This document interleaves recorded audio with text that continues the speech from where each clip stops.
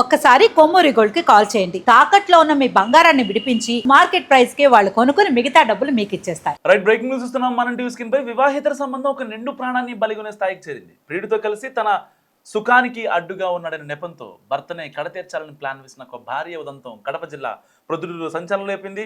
16 ఏళ్ల క్రితం పెళ్లై పిల్లలతో కలకలలాడాల్సిన ఆ కాపురం వివాహేతర సంబంధం వల్ల శ్మశాన వైరాగ్యానికి చేరింది.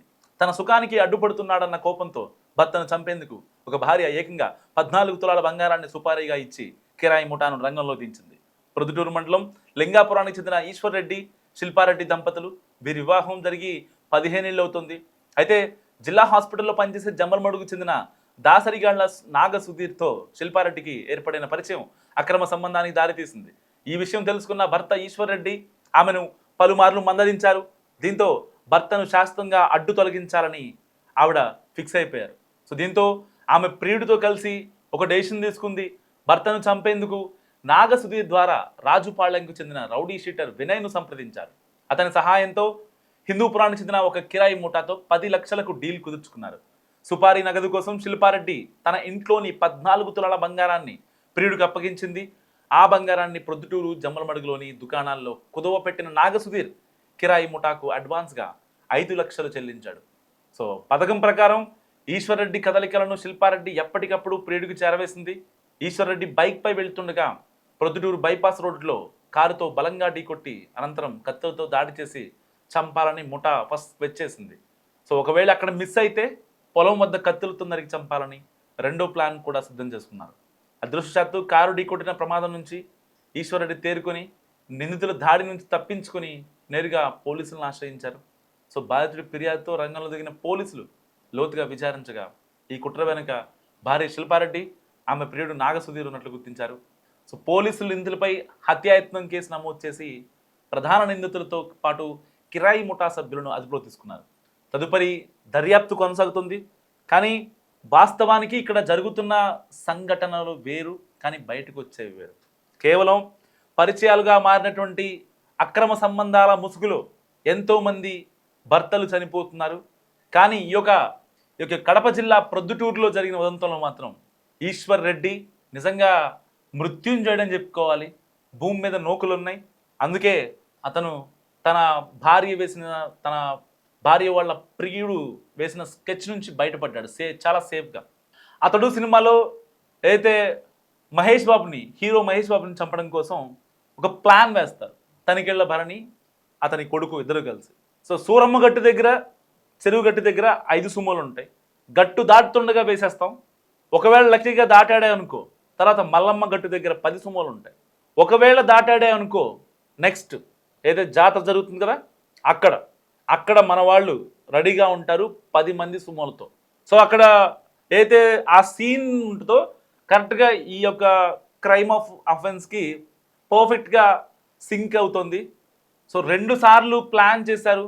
ఒక చోట ఒకవేళ పొరపాటున దొరకకపోయినా ఈశ్వర్ రెడ్డి నెక్స్ట్ ప్లాన్లో వేసేయాలని వీళ్ళు చాలా బలంగా ఫిక్స్ అయ్యారు. కానీ భూమి మీద నోకులు ఉన్నాయి. వెంటనే ఈశ్వర్ రెడ్డి వాళ్ళ యొక్క దాడిని తప్పించుకొని కారు బలంగా ఢీకొట్టిన బ్రతికి బట్టగట్టాడు ఈశ్వర్ రెడ్డి.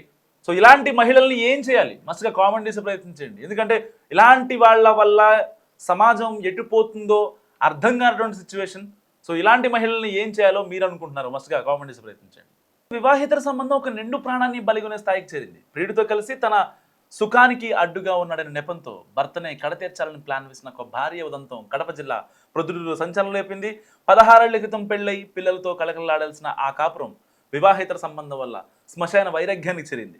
తన సుఖానికి అడ్డుపడుతున్నాడన్న కోపంతో భర్తను చంపేందుకు ఒక భార్య ఏకంగా 14 తులాల బంగారాన్ని సుపారీగా ఇచ్చి కిరాయి ముఠాను రంగంలో దించింది. ప్రొద్దుటూరు మండలం లింగాపురానికి చెందిన ఈశ్వర్ రెడ్డి, శిల్పారెడ్డి దంపతులు వీరి వివాహం జరిగి 15 ఏళ్ళు అవుతుంది. అయితే జిల్లా హాస్పిటల్లో పనిచేసే జమ్మలమడుగు చెందిన దాసరిగాళ్ల నాగ సుధీర్తో శిల్పారెడ్డికి ఏర్పడిన పరిచయం అక్రమ సంబంధానికి దారితీసింది. ఈ విషయం తెలుసుకున్న భర్త ఈశ్వర్ రెడ్డి ఆమెను పలుమార్లు మందలించారు. దీంతో భర్తను శాశ్వతంగా అడ్డు తొలగించాలని ఆవిడ ఫిక్స్ అయిపోయారు. సో దీంతో ఆమె ప్రియుడితో కలిసి ఒక డెసిషన్ తీసుకుంది. భర్తను చంపేందుకు నాగ సుధీర్ ద్వారా రాజుపాళ్యంకు చెందిన రౌడీ షీటర్ వినయ్ను సంప్రదించారు. అతని సహాయంతో హిందూపురానికి చెందిన ఒక కిరాయి ముఠాతో 10 లక్షలకు డీల్ కుదుర్చుకున్నారు.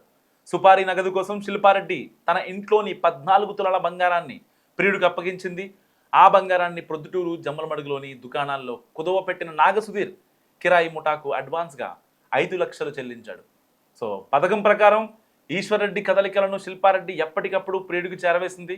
ఈశ్వర్రెడ్డి బైక్పై వెళ్తుండగా ప్రొద్దుటూరు బైపాస్ రోడ్లో కారుతో బలంగా ఢీకొట్టి అనంతరం కత్తులతో దాడి చేసి చంపాలని ముఠా ఫస్ట్ వచ్చేసింది. సో ఒకవేళ అక్కడ మిస్ అయితే పొలం వద్ద కత్తులతో నరికి చంపాలని రెండో ప్లాన్ కూడా సిద్ధం చేసుకున్నారు. అదృష్టవశాత్తు కారు ఢీకొట్టిన ప్రమాదం నుంచి ఈశ్వర్రెడ్డి తేరుకొని నిందితుల దాడి నుంచి తప్పించుకొని నేరుగా పోలీసులను ఆశ్రయించారు. సో బాధితుడి ఫిర్యాదుతో రంగంలో దిగిన పోలీసులు లోతుగా విచారించగా ఈ కుట్ర వెనుక భార్య శిల్పారెడ్డి, ఆమె ప్రియుడు నాగసుధీర్ ఉన్నట్లు గుర్తించారు. సో పోలీసులు నిందితులపై హత్యాయత్నం కేసు నమోదు చేసి ప్రధాన నిందితులతో పాటు కిరాయి ముఠా సభ్యులను అదుపులో తీసుకున్నారు. తదుపరి దర్యాప్తు కొనసాగుతుంది.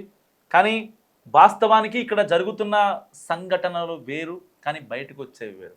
కేవలం పరిచయాలుగా మారినటువంటి అక్రమ సంబంధాల ముసుగులో ఎంతోమంది భర్తలు చనిపోతున్నారు. కానీ ఈ యొక్క కడప జిల్లా ప్రొద్దుటూరులో జరిగిన ఉదంతంలో మాత్రం ఈశ్వర్ రెడ్డి నిజంగా మృత్యుంజయుడని చెప్పుకోవాలి. భూమి మీద నోకులు ఉన్నాయి.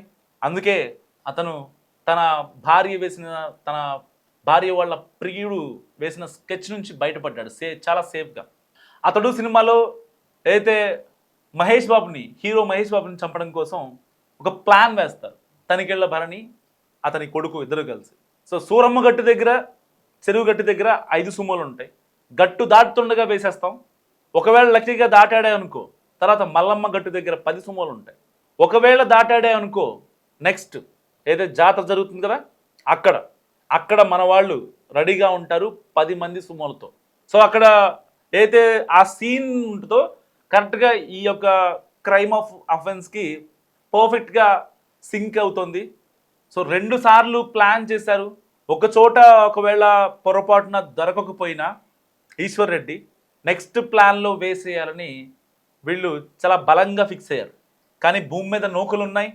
వెంటనే ఈశ్వర్ రెడ్డి వాళ్ళ యొక్క దాడిని తప్పించుకొని కారు బలంగా ఢీకొట్టిన బ్రతికి బట్టగట్టాడు ఈశ్వర్ రెడ్డి. సో ఇలాంటి మహిళల్ని ఏం చేయాలి? మస్తుగా కామెంట్ చేసే ప్రయత్నించండి. ఎందుకంటే ఇలాంటి వాళ్ళ వల్ల సమాజం ఎటుపోతుందో అర్థం కానటువంటి సిచ్యువేషన్.